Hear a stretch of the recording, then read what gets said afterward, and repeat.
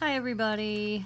I wanted to show a project that I was working on. It's going to be an upcoming swap in a group that I'm in. I believe it's Pocket Letters USA. Basically what the administrator wanted to try, Anna, she wanted to do one of these flat mail projects. And basically what it is it's something flat that doesn't have to go into a padded envelope. It doesn't have to be shipped as a package. It can just go into, it's a manila envelope, but it's not padded. And it only costs like, I think we figured it out, it's like $1.50 to, under $2 to ship. So it's just something fun to do, because the shipping can get a little out of control sometimes, especially when you want to do multiple swaps. So this was just a nice way to do a swap without having to spend a ton of money on shipping. So I just wanted to show you guys what I did and what I chose to make and include in my flat mail swap. So one of the first things I decided to make was a bookmark. I just thought it was nice. It was simple. I'm trying to remember what paper pack I used. Family Tree from the Paper Studio, which is from my Hobby Lobby, Hobby Lobby. So I really did like these. I also used, it's like Tim Holtz ephemera.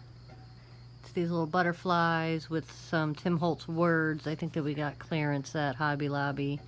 And then I also inked the edges of the paper just to give it a little depth, a little texture, without going too crazy. I believe it was the tea dye, Distress ink, Tim Holtz, just with one of those sponge applicators to just put it on kind of light, just to add a little distress to it without going crazy. So that was the first part of it I made. Then the second thing I decided to do was a tag. And originally I was going to put the tag in here, but it was kind of, because it's not very wide and it's pretty short. It's only about half the length of this little folder envelope thing that I made to do it with. And it fit in the pouch, and I kind of liked it on the front a little bit better. And it kept sliding down, even though I was putting this thin paper clip here to try to hold it. It just kept sliding down, and I was like, I'm going to do something else in there. So anyway, basically I used, it was a die that I have, I don't know, just one of those cheap dies that you get off, whatever that store is from China. It takes like 3 weeks to get them, but they're like $1 or something. So I used one of those dies, and then we had gotten from a flea market. It was like a vintage music book, apparently. So I die cut that, used the tea dye Distress ink again, Tim Holtz butterfly, Tim Holtz bird, because you want to keep everything flat. You don't want anything too bumpy. That's why I even went with this thin cording for the tag. I just did it on some craft paper. Nothing too crazy, but again, just use a little of that tea stain, and I don't know if you can really see it. I guess you can. This little Lucky saying, which was also part of a Tim Holtz sticker type book, which was kind of cool, and I liked it. So I just thought it kind of went, and I liked the music notes, which we die cut. We just kind of rip pages out of it. So that works. So I did that. The envelope itself, I used, again, I believe it's called Family Tree. Some more Tim Holtz butterfly ephemera, some more of his, so I used Friends and Family, some more of his little words. And I had actually bought from Amber. She does the print and cut ephemeras. And she had found these really cool stamps that were kind of right up my alley. So when I saw she was selling those, I did purchase them from her. So I did use some of those. But I did I used that tea stain Distress ink on the edges of all of this. Made a little pocket, used a punch. Just a quick little pocket, just enough to slide this stuff into. just to kind of hold it. Again, you don't want it too thick, so you want to keep everything kind of easy to slap together. When I made the folder, I forget the exact measurements. I could probably just measure it and figure it out, but I just folded it in basically into thirds. I did score it, but I figured out what thirds would be, so whatever, 8.5 into thirds basically is what I did. And then I just cut at an angle to make the pocket and just glued it together. I mean, I knew this would cover over the seam, and that's part of the reason why I use that big butterfly, just to cover over the seam. So that's what I ended up doing for that. Then I decided to do some die cuts, which I kind of like these. I just used this little card in here was out of a paper pack that I got from Michael's. Couldn't tell you what it's called. Something garden, tea garden, something garden. But what I did was I took box tape, because honestly I have a laminator, did not feel like pulling it out and heating it up and all that. So I just took the box tape, laid down strips, and then put this, laid it over the paper, tried to smooth it out as best I could, flipped it over, laid 2 more pieces down over it so it would be covered, and basically just trimmed around it like you would do with a laminating sheet, but I just didn't feel like heating up the laminator. It's just a process. It's funny, we buy all these really cool like gadgets and stuff, and half the time I'm like, I don't feel like pulling it out and using it. I'm not in the mood. So I usually try to come up with something that I don't have to. So I did do some die cuts. I did the fleur-de-lis on the gold paper. I love these metallic golds, which I only really use for die cutting. I don't really use it for anything else.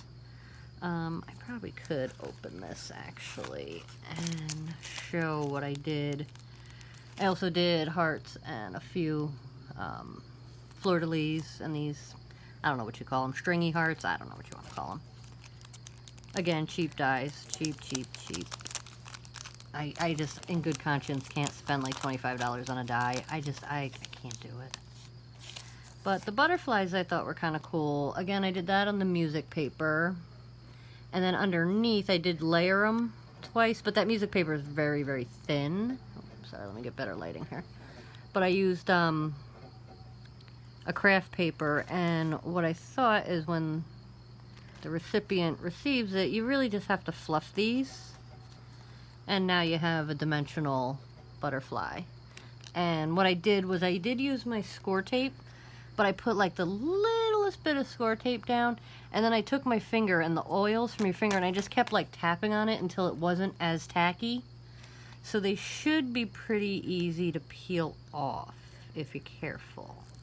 Yeah, see, that's gonna come right off without wrecking it. So that's what I did for die cuts, and I was gonna put another piece on the back, but again, I'm afraid things were gonna get too thick, so I just said, forget it. I'm just gonna do it on the white, whatever. So yep, so I did that. I'll try to put that back in when I'm done. And then I just decided to do some washi tape samples, just something that would match the paper pack. I like to kind of keep things matching. That's why I did the gold and the music paper. It just had like an antique look to it. So that's why I used that. And that's just a washi tape sample. Again, it was just one of those cutouts.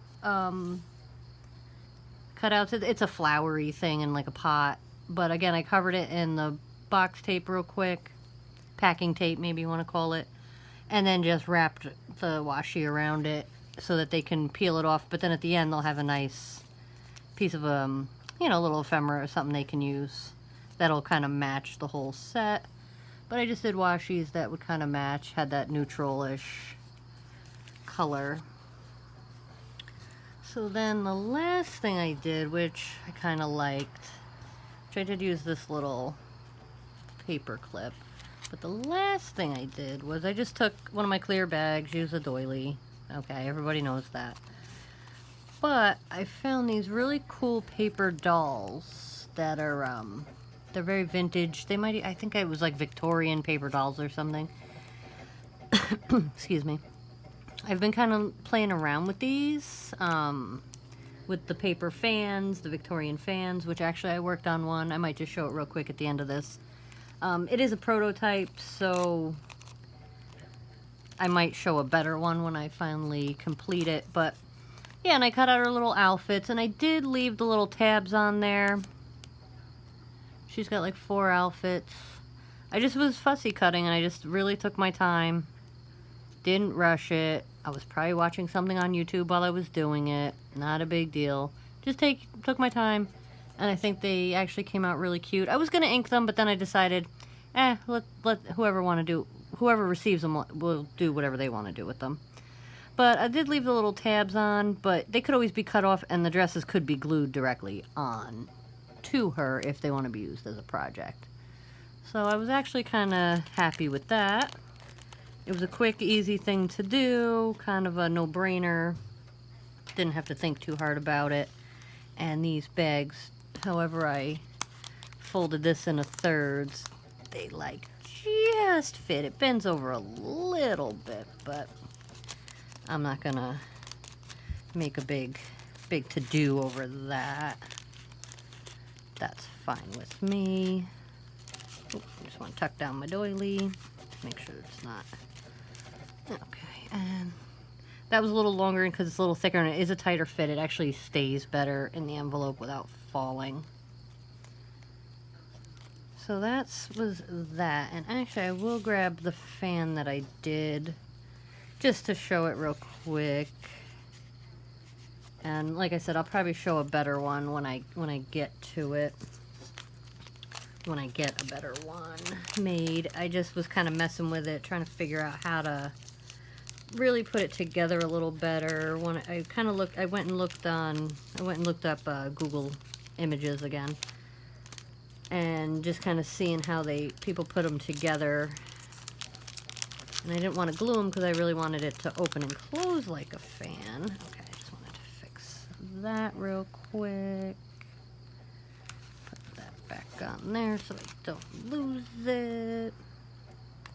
I just want to clip that back on, so that's pretty much ready to go out. But I'm just going to grab the fan real quick. Now this is probably way bigger than what I would ever do for a swap. But I do like it. But it is a Christmas theme.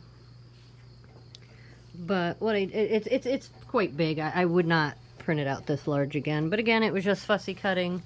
I added, and I definitely have to double it because it's very flappy. But I did put a grommet in it with the We Are Memory Keepers. What do they call that thing? The crocodile. I used that. The trick is, if you want it to open and close, you don't want to squeeze that grommet too tight. So I just kind of squeezed it a little. All right, kept kind of opening it. Oh, it's still too loose. Squeezed it a little bit more. Opened it up, still too loose.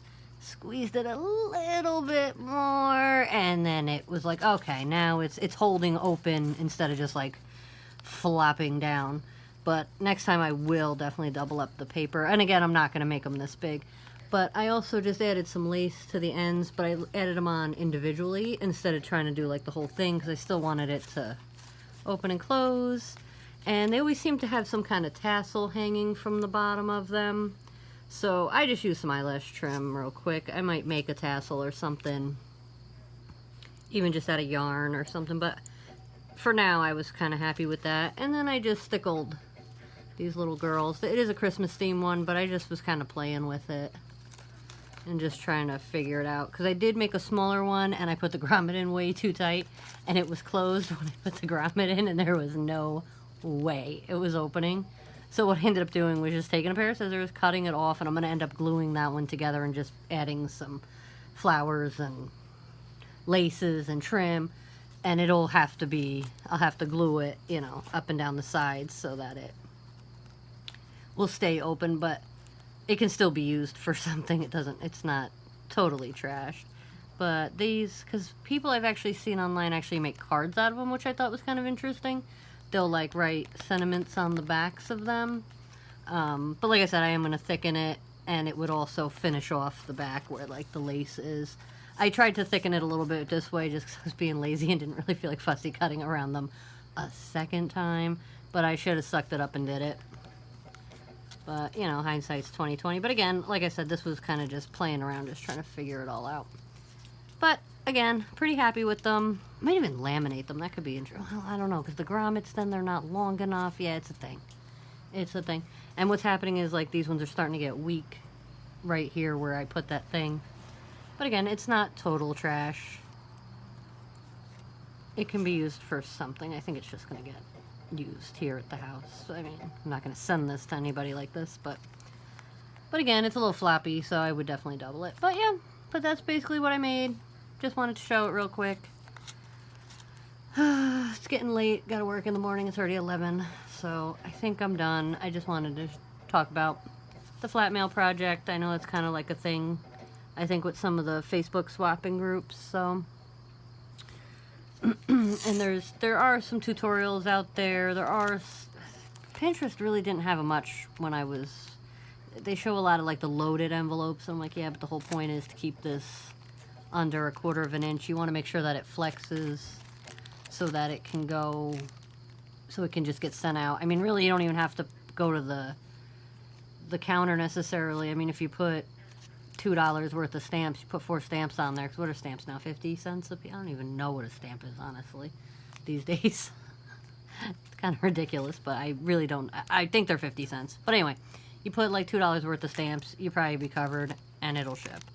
But yeah, you want to make sure that it flexes and that it's no more than 3/4 of an inch thick, which I don't think anywhere this is 3/4 of an inch. Oh, and I think the weight too. You want to keep it around 3 or 4 ounces, which I actually like busted out our kitchen scale and threw it on that just to kind of see where we were at.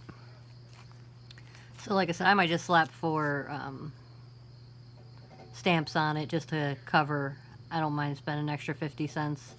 I don't want to mess up my swapping partner, so I'm pretty happy with it though. I think it came out good. It's kind of in this vintagey country kind of style that I like, so I hope somebody else likes it too.